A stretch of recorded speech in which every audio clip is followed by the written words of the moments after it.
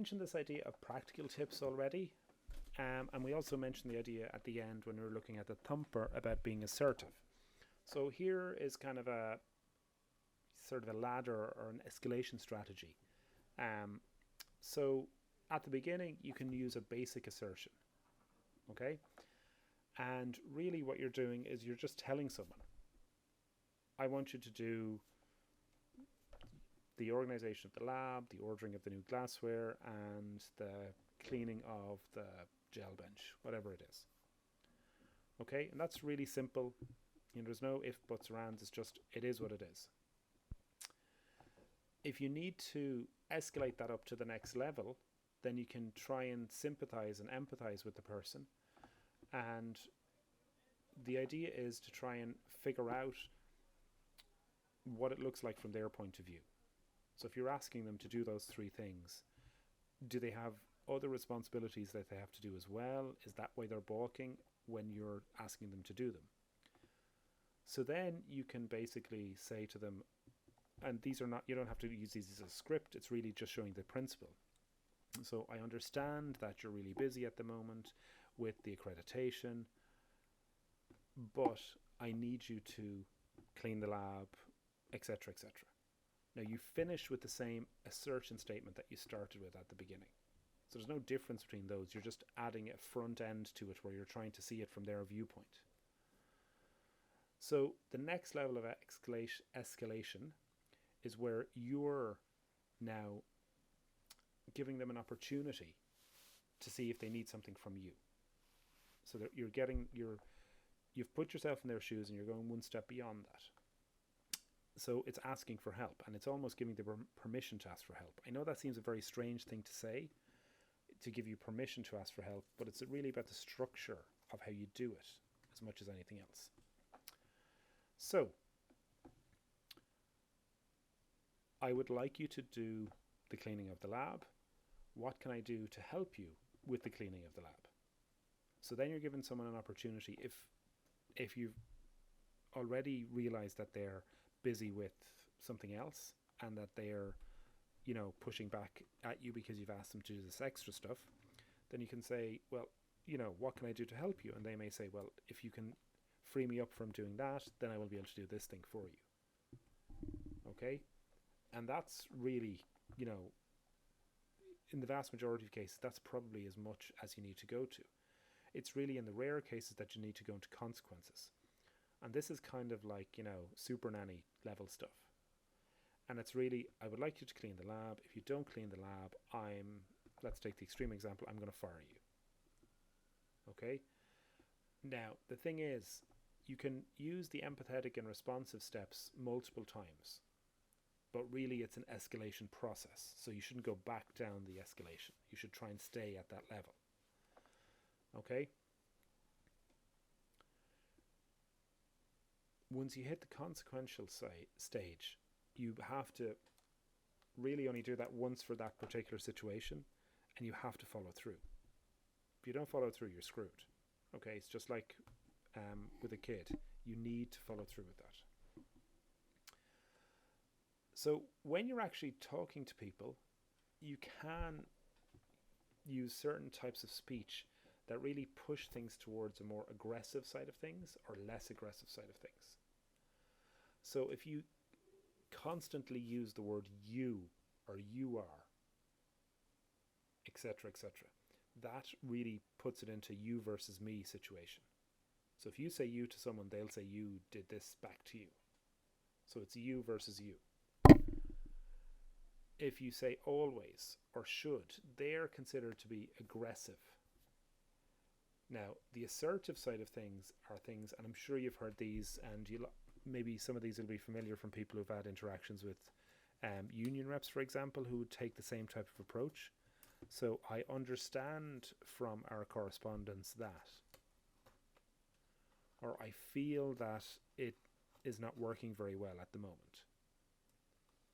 So you're sort of almost depersonalizing it in a way.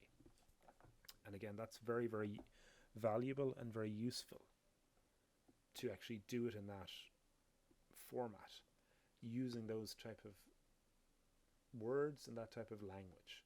and that helps to kind of diffuse something. Now again, it comes back to the whole body language thing.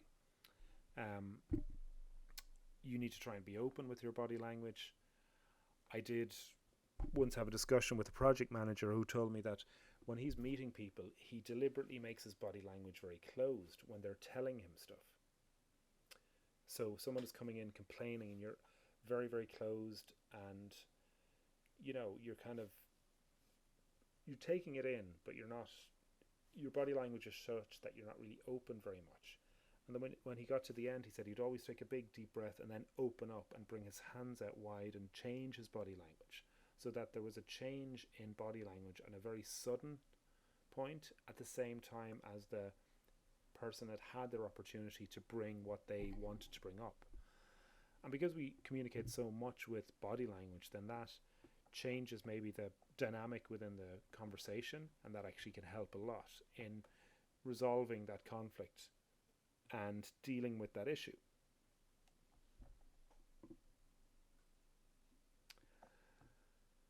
So the kind of last part, and this is really outlined in the red here, these are about biases and about making sure that you don't get stuck with biases, because we all have biases, and it's about recognizing that you've got them and dealing with them. So there's the halo effect or the horns effect. So someone is always terrible, that means they're going to be terrible next time. That your judgment is now become biased and influenced purely on the basis of the past experience with that person. Now, it may be absolutely legitimate, and the track record may be such that it's completely fine for you to say that you're biased and influenced, but you need to be aware that that could be influencing your decision. That someone may have a totally legitimate point and could be correct, and just because their track record is they're always moaning, that you consider them to be incorrect. There's a similarity bias where you tend to like people that are like you, so that have a similar viewpoint, a similar mentality, and we tend to congregate around people that are similar to us socially as well. So that idea means that if someone is coming to you with the same mindset, then you might be more likely to accept their viewpoint than somebody else's who's coming from a very different mindset to you.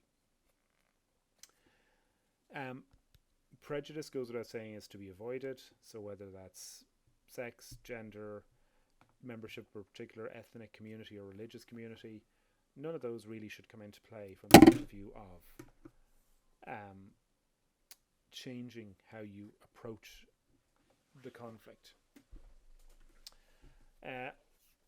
The armchair psychologist can come into it as well, where you may think you know something about psychology and then you suddenly use that as a tool to help you make a judgment. And that's often